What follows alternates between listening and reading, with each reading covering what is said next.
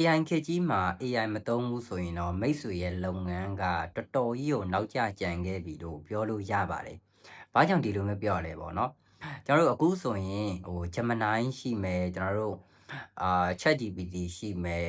နောက်ပြီးတော့ Anthropic က Claude လို AI တွေအများကြီးရှိနေတယ်။ဒီလိုမျိုး AI တွေအများကြီးရှိနေတဲ့ခေတ်မှာမိတ်ဆွေရဲ့လုပ်ငန်းက AI မသုံးဘူးဆိုရင်ဘာဖြစ်သွားမလဲဆိုရင်သူများတဲ့အစာပေါင်းများစွာနောက်ကျနေမှာဖြစ်ပါတယ်။ဘာကိုပြောချင်တာလဲကျွန်တော်တို့ပြောပြပါမယ်။အဲ့တော့ကျွန်တော်တို့ကဒီ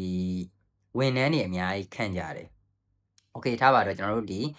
content writer တွေငှားမယ် graphic designer တွေငှားမယ်စသဖြင့်ပေါ့နော်ကျွန်တော်တို့ role တွေအများကြီးမှာကျွန်တော်တို့ကလူတွေအများကြီးကိုခေါ်ပြီးတော့ခန့်ရတယ်ဒါပေမဲ့ကျွန်တော်တို့ကလုပ်ငန်းအရွယ်စားသေးတဲ့အခါမှာကျွန်တော်တို့ကငွေရေးကြေးရပြင်မလုံလောက်တဲ့ဟာမျိုးတွေရှိတယ်ဒီလိုမျိုးဟာမျိုးဆိုရင်ကျွန်တော်တို့ကဘာနဲ့ကာဘာပြတ်အောင်လုပ်လို့ရလဲဆိုရင်ကိုတယောက်တည်းနဲ့ AI ကိုအသုံးပြုပြီးတော့အစင်တန်းမြင့်တဲ့ content quality တွေ graphic design တွေကိုထုတ်လို့ရပါတယ် Okay အဲ့တော့ဘယ်လိုမျိုးဟာကိုပြောချင်တာလဲပေါ့နော်ကျွန်တော်တို့ဆိုရင်ဥပမာထားပါတော့ကိုနဲ့တပုတ်ကိုရေးမယ်ဆိုရင်ကိုဘတောက်ကိုရေးမယ်ဆိုရင်ကျွန်တော်တို့ကတနေ့ကိုဘယ်နှပုတ်ရေးနိုင်မှာလဲဆိုတော့အရင်ဆုံးတွက်ရမယ် Okay ကိုရဲ့ကိုပိုင် content ဒီကိုယ်တိုင်လက်နဲ့ရေးတဲ့ content ကိုပြောချင်တာပေါ့နော်10ပုတ်ရေးနိုင်လားတစ်ပတ်ကို10ပုတ်ရေးနိုင်လားဆိုတာစဉ်းစားရမယ်ဒီနေရာမှာကိုယ့်ရဲ့အာဘော်အတိုင်း AI ကိုအသုံးချပြီးတော့တိတိကျကျခိုင်းလိုက်မယ်ဆိုရင်ကျွန်တော်တို့က AI နဲ့ဘယ်နှခုရေးနိုင်မလဲဆိုတော့ကျွန်တော်တို့လုပ်ငန်းရှင်တွေအနေနဲ့စဉ်းစားဖို့လိုအပ်ပါတယ်။ဘာကြောင့်ဒီလိုမျိုးပြောလဲဆိုရင်လုပ်ငန်းတိုင်းမှာကျွန်တော်တို့ကကုန်ကျစရိတ်ကို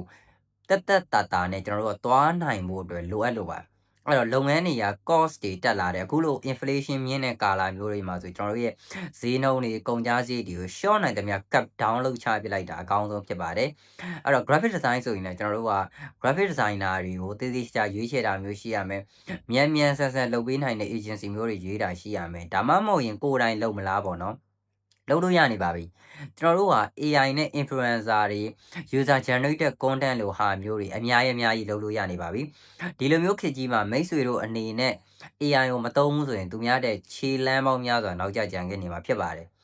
ဘာကြောင့်လဲဆိုတော့ကျွန်တော်တို့က AI ကိုသုံးတဲ့အခါမှာမိတ်ဆွေတို့ရဲ့လုပ်ငန်းဒီလွယ်ကူလုပ်လို့ရမယ် complaint နဲ့ကင်းရမယ်ကိုယ်တိုင်ကိုကြိုက်တဲ့ style လုပ်လို့ရတယ်ဒါပေမဲ့ AI မသုံးတဲ့လုပ်ငန်းတွေကြတော့ကျွန်တော်တို့ရှေ့မှာ block ဖြစ်နေတဲ့ timeline တွေအများကြီးဖြစ်လိမ့်မယ် graphic designer စောင့်ရတာရှိမယ် content writer copywriter เนาะသူတို့စောင့်ရတာတွေရှိမယ်เนาะအများကြီးစောင့်ရတာရှိမယ်ကျွန်တော်တို့ကတန်မှန် content လေးတွေဥမာထားပါတော့ဗျာကျွန်တော်တို့ daily တင်ရမယ့်ဟာမျိုးတွေအတွက် seasonal post တွေဒီလိုမျိုးဟာတွေကိုကျွန်တော်တို့က Canva လောက်နဲ့လုပ်လိုက်တာမျိုးဆိုရင်လေပို့ပြီးတော့ကိုယ့်ရဲ့ SME business ဖြစ်ဖြစ် start business ဖြစ်မြန်ဆန် run လို့ရမှာဖြစ်ပါတယ်ကိုက corporate မဟုတ်သေးဘူးဗျာဟုတ်တယ်မလားအဲ့လိုဆိုတော့ကို့မှာ department ကောင်းရှိမှာကို creative department တို့ဘာညာတွေမရှိသေးဘူးဆိုတော့ video editing လိုဟာမျိုးတွေမှာလည်းကိုကခက်နဲ့မြန် edit လုပ်မယ်မြန်တင်မယ်မြန်လုပ်ရင်ကျွန်တော်တို့ကကိုယ့်ရဲ့ကိုလိုချင်တဲ့ပန်းနိုင်တစ်ခုရောက်လာမှာဖြစ်တယ်အဲ့တော့ကျွန်တော်တို့က software engineer ပဲဖြစ်ဖြစ် business ပိုင်ရှင်ပဲဖြစ်ဖြစ်ဒီ AI ကိုဘယ်လိုမျိုးအသုံးချမလဲပေါ်မှာမူတည်ပြီးတော့ကျွန်တော်တို့ရဲ့လုပ်ငန်းတွေ business တွေရဲ့ growth ကကွာသွားတာဖြစ်ပါတယ်။ Okay အဲ့တော့မိတ်ဆွေတို့အနေနဲ့လည်း AI ကိုစပြီးတော့ကောင်းလေးအသုံးပြုဖို့အတွက်ကျွန်တော်က